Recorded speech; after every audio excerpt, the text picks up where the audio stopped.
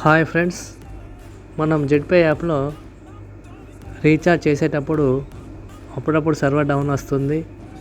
Server ఎప్పుడు down ఉంది, recharges అవుతున్నాయా లేదా, రీఛార్జ్ లైవ్ ఉందా లేదా తెలుసుకోవాలంటే మీరు ఏం చేయాలంటే మీరు మీ అప్లైను మీ సీనియర్లను అడగాల్సిన అవసరం లేదు. జస్ట్ మీరు యాప్ ఓపెన్ చేసి ఇక్కడ పైన మనకు నోటిఫికేషన్ విండో ఉంది.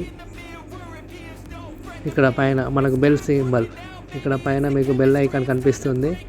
దాని మీద క్లిక్ చేయండి. చేసిన వెంటనే మీకు ఇక్కడ చూపిస్తుంది operator is down, recharge will be start after 2 hours.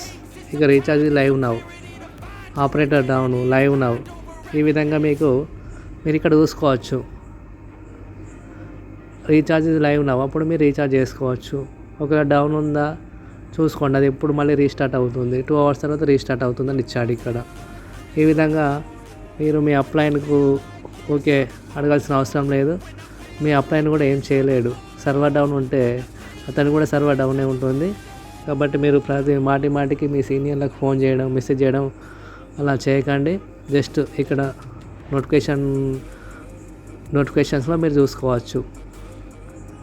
Live ఉన్నప్పుడు వేసుకోండి. మనం మ్యాక్సిమం మంత్లీ రీఛార్జెస్ మనం 1, 2, 3, 4, 5 కంటే ఎక్కువ వేయలేము. మీరు ఎక్కువ కాన్సన్ట్రేషన్ టీం మీద పెట్టుకోండి.